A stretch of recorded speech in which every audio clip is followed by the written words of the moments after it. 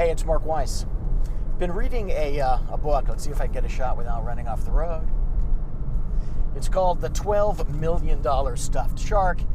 The author is Don Thompson, and it is about the curious economics of the contemporary art world. A little background, I like collecting art. Most of what I have is California plein air, outdoor painting, some of it from the 1940s and some of it more recent. I know next to nothing about contemporary art. I didn't even know exactly what the definition of, quote, contemporary art is, although apparently there is no single definition of contemporary art, but I guess a working definition would be art produced by artists after 1970 up until the present. So I'm only a few chapters into this, but already I see the parallels between the art world, my practice, and your practice, your facilities, business, whatever. And that's the question of how in heck do you sell what Damien Hirst, a famous British artist, was initially commissioned by Charles Saatchi, an ad guy who is fabulously wealthy, who commissioned the stuffed shark, which I'll tell you about in a moment, for, I think the price was, they say, 50,000 pounds, British pounds, which at the time was, I don't know, I'm doing quick math, maybe 75, 85,000 US dollars.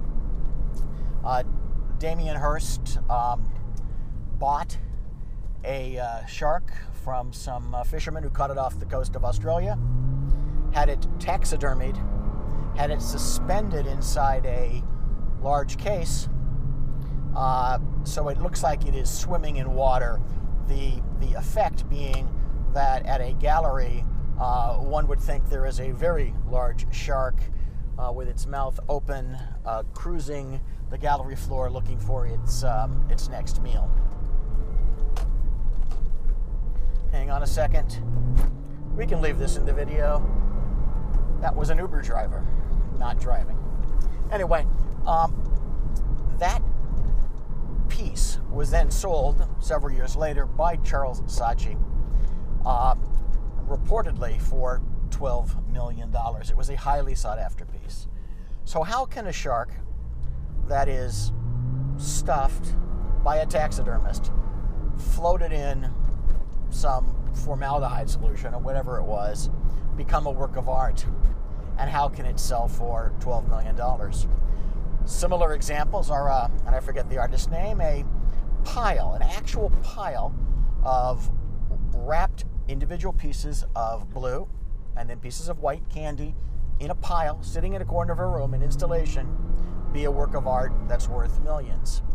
How can a room full of licorice, yeah, the kind you eat, be a work of art?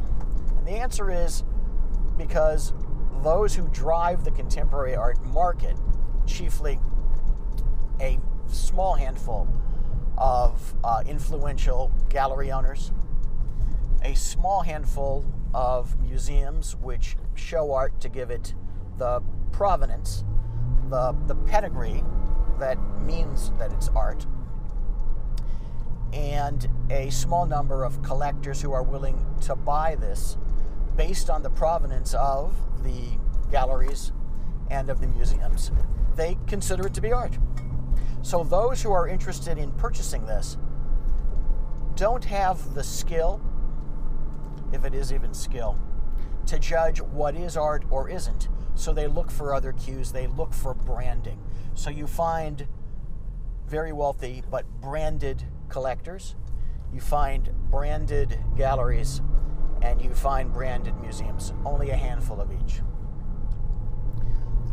Interestingly, many of the contemporary art pieces that sell for millions in a year, those pieces aren't saleable 10 years later. Many galleries that sell contemporary art that claim to know what the art is and can understand its investment value close. So it's difficult to brand. but it is branding. And it's the same thing that separates the pricing and the relationship and the referability that exists in a professional practice, in your facility, in my practice.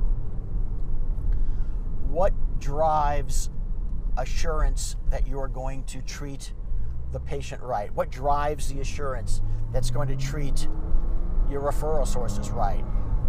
I'm not even talking about quality. In many cases, certainly the candy was candy, but the quality of the installation was viewed to have a certain value. You see the same thing in a supermarket, right? You see Coca-Cola selling for, I don't drink Coca-Cola, but you see it for whatever it sells for, which is a multiple of some store brand, liter jug of cola. So think what you can do in your practice, your business, to mirror the lesson of that $12 million shark. What image can you create? What added value can you provide? What, like the handful of galleries that are at that level, what assurance can you give to your patients by way of the way you treat them, by way of the guidance you give them that make them understand why doing business with you, even if it doesn't drive higher reimbursement, but which it could, but even if it doesn't, results in you capturing a larger share of the market. I suggest you buy the book. You could pick it up for less than $9 used. It may teach you something about contemporary art. It may teach you something about a rotting shark. I didn't add that point, that the installation began to fall apart. And it may teach you something about how you can use the same sort of concepts for your own benefit.